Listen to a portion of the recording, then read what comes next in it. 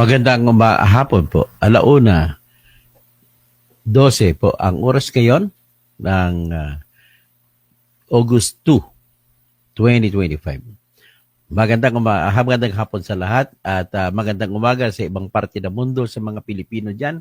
Kung saan man kayo, magandang gabi sa ibang parte ng mundo kung saan ay gabi ngayon. O mas maganda pa, buenos dias, entero amigos, amigas. Okay, ang ating pag-usapan ngayon, nakatutok tayo ngayon sa yung kasong sinampa ng mga kaanak ng mga nawalang sabungero. Pero bago pong lahat yan, nais ko sana ipaparinig sa inyo ang tinatawag na channel ID ko. Yung channel ID ko po, kung ano ba talaga ako, ano ba talagang istasyon ito, ito po ang aking channel ID. Pakinggan niyo po.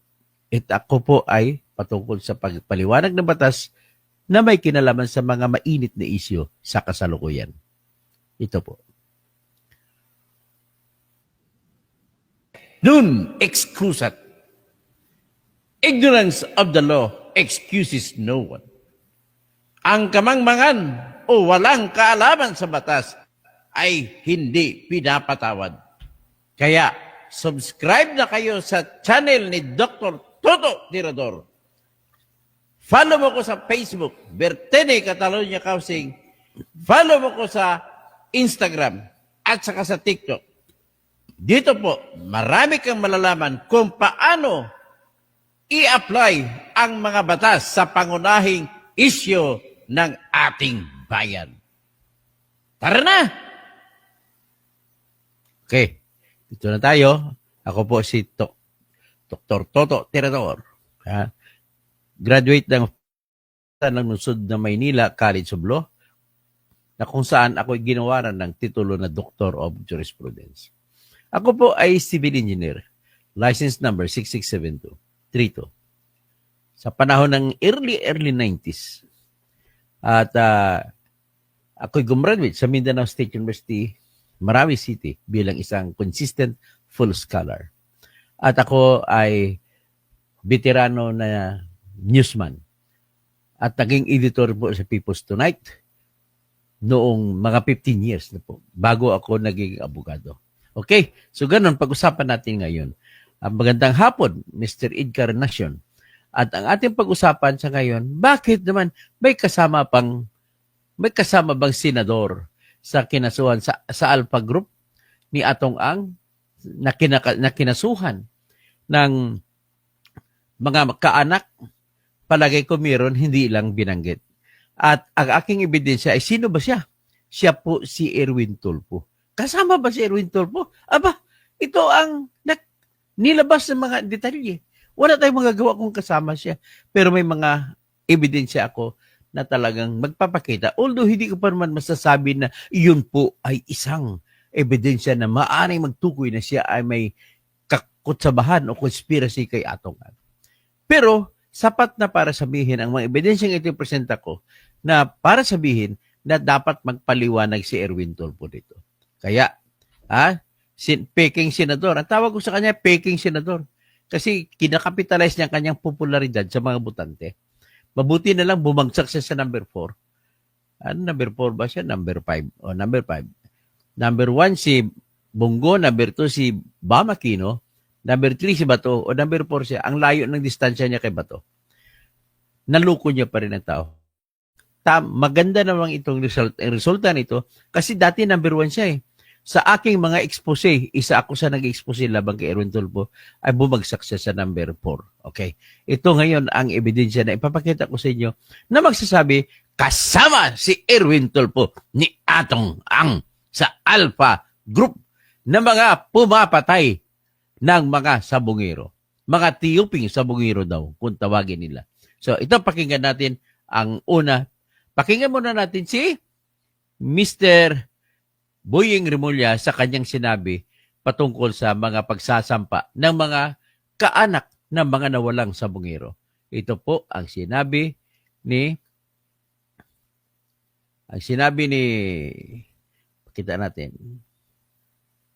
Sinabi ni Boying Remulla. Sir, in interviews po this morning with the families, ang sinabi po nila, sila po ay nag-file ng reklamo ng multiple murder and serious legal attention of other complaints against the businessman Charlie Apong and other associates. Ano po yung alam niyo? Well, meron namang witness testifies to the fact that that person was involved in the commission of these crimes as the mastermind and as the head of a criminal organization. So basically, we take it from that. The witness has already given us many or a lot of information about. Maraming silang informasyon.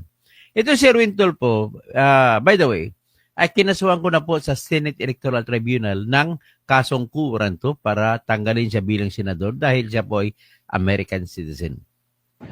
Nabigyan niya tayo ng informasyon tungkol sa mga pangyayari at kung paano ginagawa ang nangyari at kung sino-sino ang mga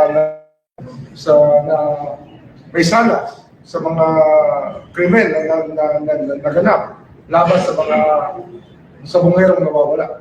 At mahalaga dito ay magkaroon doon ng paglilitis pagdating ng panahon para naman magkaroon ng katahimikan ng lahat, isipin natin lahat mga Pilipino. Kasi nga, kung hindi natin aalamin, hindi natin gagawin yung dapat gawin dito, ano na lang tayo? Tayo ba'y alipin na lang ng pera? At tayo ba'y ang buhay ba natin ay nakasalalay lang sa may pera? Kung sino mamimili, kung sino mabubuhay, sino mamamatay? Hindi naman tayo dapat gano'n. Kaya nga, as a responsible society, our legal system will not allow this kind of involvement of people in such a heinous crime.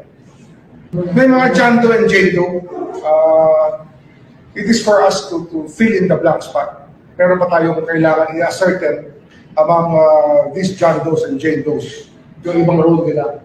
Kaya lang it's just right that the Department of Justice probably starts sifting through the statements made by the witnesses and the complainants on kung ano talaga ang dapat mangyari dito.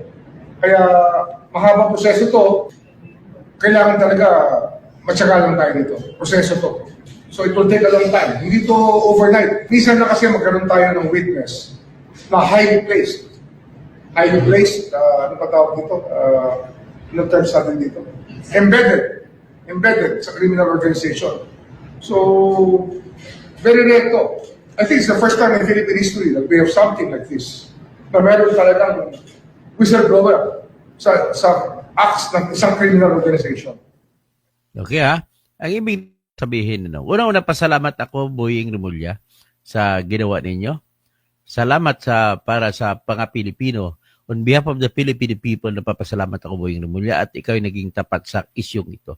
Although, naging tapat ka rin sa kaso ng Percy Lapid na noong kami ay naglalaban para kay Percy Lapid. Ang problema na sa ngayon ay nakaatang sa balikat ni Nick Torre. Paano niya arestuhin si Bantag? At saka iba pa natira, si Israel Dimakulangan at saka si Edward Dimakulangan na magkakapatid at saka pa si alias Orly na yung nagmaniho ng motor na Honda CRV na sinakyan ni Joel Escorial pa nung binaril niya si Percy Lapid. So anyway, ito ay mga basigasig na pagtulong ni Boying Remulla. Pasalamat po ako sa iyo. Sa kaso ng mga sabungero ay isang napakalaking tulong para sa larangan ng katarungan sa Pilipinas. Kasi kung wala siya, aminin ko na walang mangyayari dito. Kahit na sumigaw pa, kahit umiyak pa, kahit bumitin pa ng patiwarek, itong si Dundon Patidungan, walang mangyayari dito. Okay, ito ngayon ang mga ebidensya na nagpapakita na kasama talaga si Erwin Tulfo sa grupo ni Atong Ang na Alpha. Ibig sabihin kumikita sa dyan. Pero bago ko ipresenta, nais ko muna batiin ang aking mga audience, Si Humrathia Samad. Kumusta na sir? Ang kaso ni Erwin na yan. Bakit wala pang balita? Ibabalita ko po pag magpalabas na ng utos ang Senate Electoral Tribunal. Mauricio Asorto, dapat talaga managot kung sino ang mga may kasama ni Atong Ang. Walang libre sa kaso na yan. Okay, si Jupiter Pluto. Good afternoon po, Engineer Toto Causin. Ako na, isama na si Erwin Tulfo para magwakas ng kalukuhan nila. Tapos si Rolito, 29 Caberoy, sana nga kasama sa isabog kung hindi naman disqualified. Sana makasuhan naman. Nakatakaso na po ako laban kay Erwin Tulfo sa disqualification. Inaantay ko na lang ang palabas na utos ng Senate Electoral Tribunal. Mary Grace Allen Baredo, maayong hapon sir. Honda Vega, Tuto Kausing, please shout out. Okay. Teacher's Pet TV, shout out. Kay Herminihildo Triños, ipadala nyo sa ICC. Hindi naman kasi kailangan sa Pilipinas pa lang, hindi na kailangan. May sarili naman tayong kaso na crime against humanity. So Gregorio Babaran, digong admin na kinabang ng husto sa isabog, hindi naman po. Hindi naman po si Digong kasi si Erwin Tulfo nga, sekretary ng DSWD na kinabang pang isabong, si Marcos na yon. So kaya huwag kayo ako sa kanya idigong lang. Don Manalo Pascual, nabanggit ni Kapersi sa programa niya na kasosyo ni Erwin Tulfo si Atong sa isabong, tama po yan. Perne Pinto Sr. sa Kabayan Bunyog, okay. Ferdinand San Juan, magandang tanghali po. Okay. Hieronimo Benson, yan na ang pagkakataon mo kasi lumusot si Erwin kaso ng Comelec. Ay hindi bali, huwag ka mag-alala, hindi naman sa lahat ng pagkataon ay Biyernes. Cycling Priest, ikulong ba si Atong Ang, Gretchen at Erwin pag lumabas? Of course, pag maisampa na yan sa korte, yan pong ekspektasyon natin. Homras Sir Samad, hindi ako naniwala dyan sir, para sa akin, siya ang utok sa lahat ng pagpatay dyan sa bansa natin. Evan Servo, good afternoon Sir Toto, kasuhan na naman sila. Ito po ang unang ebidensya laban kay Erwin Tulfo na siya po ay talagang sa Alpha Group. So tama ang sinasabi. Ang una kong mamaya ipresenta ay yung vlogger ni BBM na si Mima Alicia. At siya ay mayroon ding findings na si Erwin Tulfo ay kasama sa isabog.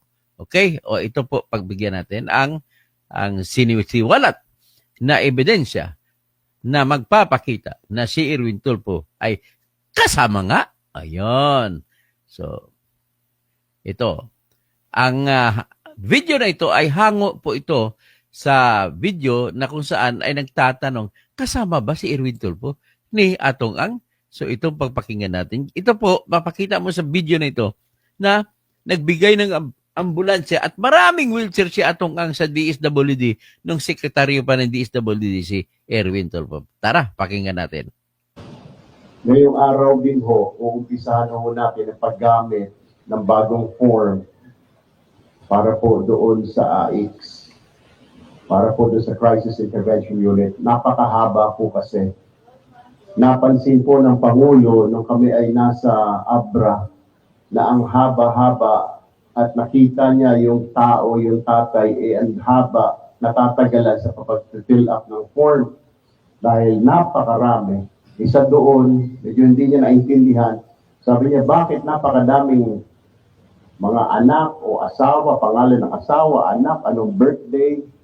Sabi ko, sir, inaayos na ho natin yan. And today, I was informed by Yusik Sulit na standard na po yung form natin. Bali, ang nakalagay na lamang ho doon ay pangalan na nakiklaim, address, para sa ang purpose, at ang pangalan ng biktima or may sakit kung saan gagamitin. So mababawasan na ho.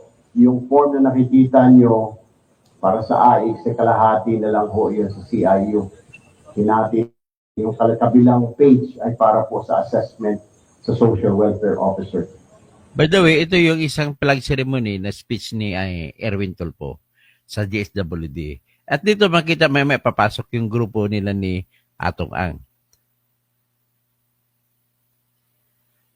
Diretsuhin na natin sa grupo ni Atong Ang. Napadala ho namin sa inyo dyan ay binababa namin. Anyway, maraming salamat po sa inyo lahat. Let us have a fruitful week ahead. Good morning to everyone. Yan next speech sa DSWD. Papasok na ngayon si Atong Ang. Salamat po, sir. Pitmaster Foundation, na pinamunuan ni Atong Ang nagbigay ng dalawang Una po ambulansya sa lahat, at maraming 144 salamat wheelchairs. po sa Pitmaster Foundation, sa bumubuo po nito, kay Attorney Caroline Cruz. Kaya naman si Atty. Caroline Cruz. Talagang isa sa kinasuhan na Alpha Group to. Maraming salamat po. Sa chairman po ng Pitmaster Foundation, si Charlie Atong Ang. Maraming salamat po. At sa Oh. lahat po ng miyembro ng Chairman naturang ng Pitmasters, ha? organisasyon. Atong Ang. Alam nyo, noong unang pagpasok ko lamang ho rito, nakita ko na ho na may mga kababayan ho tayo dyan na nahingi ho ng wheelchair. Minsan pinapabalik pa ho namin kasi wala ho kaming wheelchair. Ito. Kailangan pa hong bilhin ng aming opisina. Di And that's masawa mo, very Erwin? ironic kasi nga po, may diferensya na nga, pabalikin mo pa. 24 anak niya. So I'm very, very happy na Pitmaster Foundation will be donating 150 wheelchairs po Oh. para sa mga kababayan natin ng mga Galing sa persons Isabong with yan. disabilities, lalo na po yung may problema sa mobility. Ang i-donate ito, galing ito sa dugo at pawis ng mga namatay sa bungiro. Maraming salamat po, Attorney Cruz and Mr. Ang. Maraming salamat din po sa dalawang ambulansya na bigay po ng Pitmaster Foundation. Magagamit po Bigay, namin yan. galing yan sa mga dugo at pawis ng mga sabongero. Ha? Galing yan sa mga mga naglalaro sa isabong na naubos ng milyon-milyon ng kinita mula. Mga OFW pa naman sila. Kasi marami po kami dito Hindi ba mga kayo nahiya? senior citizen. Bigla na lamang ho nang hihina ho dyan sa mga tent namin. Kailangan ho namin isugod sa mga ospital or kaya ihatid po sa mga pinakamalapit na sakayan. So that is very helpful and very timely po. Thank you very much po, Pitmaster Foundation. Aalagaan ho namin itong mga ambulansya Thank you very much, ninyo, Atong Ang. tsaka itong mga wheelchair ho ninyo. I am very sure at pinapangako ko na ito po ay talaga mapupunta doon sa mga nangangailangan. Maraming salamat po. Okay, ayun na ha. Tingnan na natin ang mga dinonate. Nagpipirma siya ngayon ng kontrata at ang kabila ay si Attorney Caroline Cruz. Ha? Yan ang tauhan Thank you very ni much, Atong Secretary Ang. Erwin Tulfo. At this point, may we call on our principals, led by Secretary Erwin Tulfo, and our donors, headed by Attorney Caroline Cruz, for the signing of the certificate of donation. Oh, yan ha. Certificate of donation ko, no? Kunwari pa kayo tumutulong sa manggagawa ha? Mga mahirap. Kumikita naman kayo milyon-milyon araw-araw sa si Isabong. O, kita mo si Erwin Tulfo. Talagang yumaman ng gusto. Isang pinakakurap na journalist ito. Kasama sila ni Rapi Tulfo. Kasama sila ni Mon Tulfo. Oh. Diretso tayo. Pagkatapos sa pirpa, diretso tayo dito sa... Okay. Picture. Tapos yan, diretso tayo dito. Ito na po yung mga dinonate, no? Titingnan na ngayon mga ambulansya. Mga donasyon ng ambulansya at saka wheelchair. Ayan, mga wheelchair, oh. 150 wheelchair. Tinanggap ko nun ni Secretary Erwin Tulfo na ebidensya ito na siya ay kasama sa Alpha List, na Alpha Group na nagpapayari sa mga tiyupi na sabongero. Malaking campaign pass binigay ni Atong para kay Erwin Tulfo. Talagang sobrang sakim sa pera yan. Ayan ang ambulansya.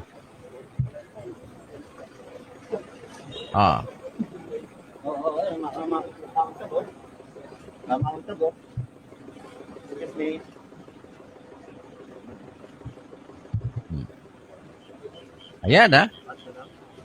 Galing sa dugo at pawis naman sa bungero yan.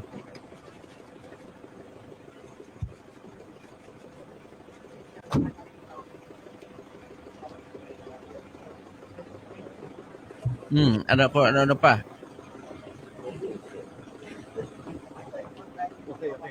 Okay, ha? Okay.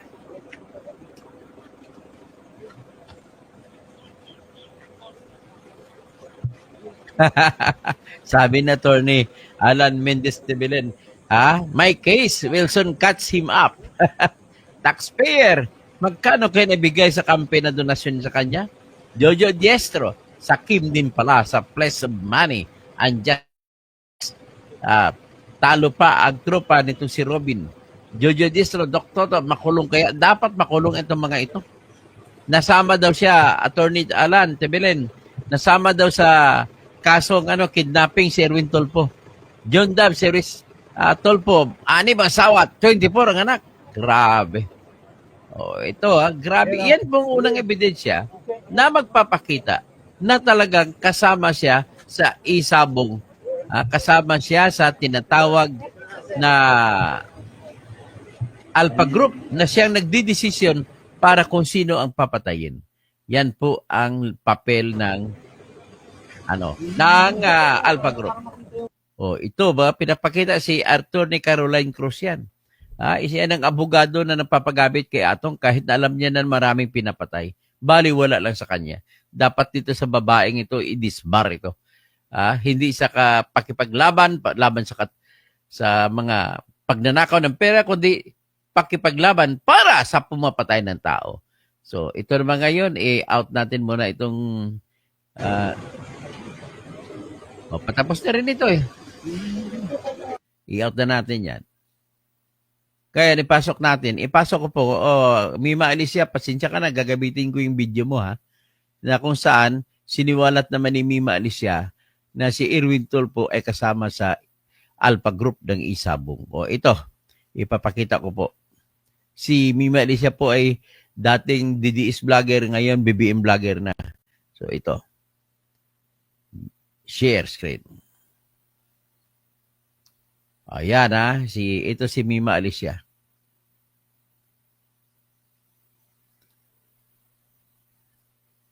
Saan ba ito? Ito.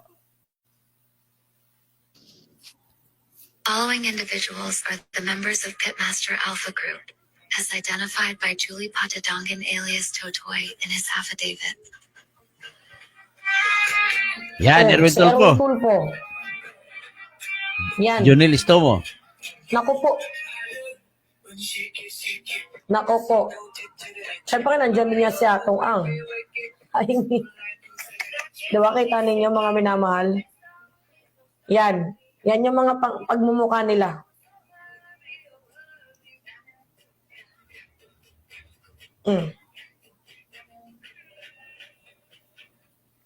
So, yan po. So ngayon, sino yung mga following individuals na yan, mga minamahal? Siyempre, ang una, nangunguna dyan, si Atong Ang. So, sinundan ni Senator Erwin Tulfo, ni Lieutenant Junel Istomo, ni Mayor Bernie Takoy, allegedly, mga minamahal, ng Matug Oblate, Mayor Vicente R.J. Mejia, former NBI official Angelito Guerra, Eric De La Rosa, Gerardo Ramos, President of Pitmaster Foundation, Congressman Sonny Lagun of Blue Blade Game Farm, Richard Dipper Perez of Santa Rosa Mega Cockpit, Arman Santos of Jade Resort Game Farm, Edwin Amo Tose, Jan Capintin of Baro Game Farm, Joey De La Santos of JDLS Game Farm, and Lorna D. So yung mga pangalang binanggit ko sa inyo mga minamahal, yan po yung mga allegedly, 'di ba? Dito nga po sa mga nakasuhan sa pagkawala ng mga missing sa Bungeros. And alam niyo itong si Erwin Tulfo, meron ng pagdi-deny yan before. Natawa nga ako denier yarn. Nag-deny siya. Pero sa matotalent, parang gusto niya din investigation, baka sakaling pagtakpan ng pangalan. Pwedeng ganon, 'di ba?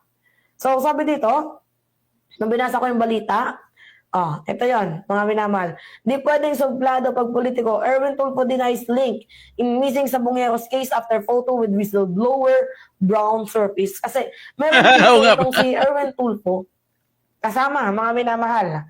Diba? Ang mga nawawalang sa Bungeros din. Nag-leak online. So, parang related itong si Erwin Tulfo dito nga po sa cockfighting. And maybe baka nalugi ba? Diba? Tanong lang po, meron bang nalugi sa inyong negosyo? Kung kaya nagkadamay-damay itong mga missing sabongeros na ito. So, sabi dito, dininay niya mga minamahal. Ito ang balita, pakita ko sa inyo. Yan o. Ano natin? Yan. Sabi dito, Senator Erwin Tulfo denied involvement in a case of missing sabongeros after photos of him with a whistleblower surfaced and made the rounds online. So, may picture si Erwin Tulfo sa mga missing sabongeros and meron ding picture sa whistleblower. Dito nga po kay alias Totoy, itong si Erwin Tulfo. Diba? So, ngayon, nililik ni alias Totoy na itong si Erwin Tulfo is one of wannabe dito na, involved sa mga missing sabongeros. Pero, dininay niya, mga minamahal, okay, you can deny it at all, pero kapag lumabas ang katotohanan, merong nakitang talagang malalim na ebidensya, you can deny that. Diba? You can't deny that for all the times. Diba? Kahit ano, deny mo, pag may nakita ng ebidensya, hindi mo madideny yan. Kasi meron ng ebidensya. Pero, alam nyo, may mga pagkakataon mga minamahal na, di ba, hindi lang naman yan nangyayari sa pelikula. Yung talagang may dinidinay nila, pero bandang huli, napatunayan na meron talaga silang kinalaman. So, alangan naman, aminin mo. Di ba, nasira yung pangalan mo. Di ba, mga minamahal, alangan naman aminin yan ni Erwin. So anyway, at least importante na isiwalat natin itong gusto mangyari ni ni Mima Alicia. So, dito naman tayo sa iba naman. Ang may isa naman akong idudugtong dito. Siguro, hindi, pwede na ito. Sa susunod ko na i-vlog yung iba.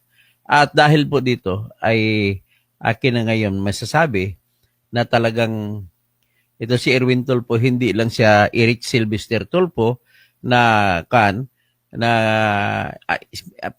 American citizen, but he is also a Filipino citizen pagdating sa Isabong. Sinama po siya, Atty. Belen, sa complaint na inihain ng mga kaanak ng mga sabongero. Siyempre, ano lang yan reklamo lang ng mga nagreklamo ng mga nawalan. Pero ipoproseso pa yan ng Department of Justice sa pamamagitan ng kanilang mga state prosecutors. Tapos, Jojo Diestro, shout out sa pamilya nyo, na families of Diestro dyan sa Coronadal, sa amin, sa South Cotabato. Nurecio Asorta, kaya pala tahimik ang mga Tulfo brothers pagdating sa kontrobersya sa Sabong, 34 missing na sabongero. Si Ben Reclamador, palaging nakasangkot si Rich sa kalukuhan, pero hindi napapanagot. Sana malapit na. Tessie Isli, good PM, Dr. Kausing. Jojo Diestro, iba talaga pag may kapangyarihan ka sa bansa, they are floated of authority kahit ang batas ng Pilipinas hindi nire-respeto. Efren Galapati, maayong udto sa tanan o maayong udto sa lahat. At ito naman po ang ating pag-usapan at sana babalik meron pa tayong pag-usapan patungkol kay Patidungan din ulit. Pero ito naman patungkol sa trabaho sa kapatid ni Jojo Patidungan na nakita niya na ginugurgur ang at least 10 tao na pinapatay.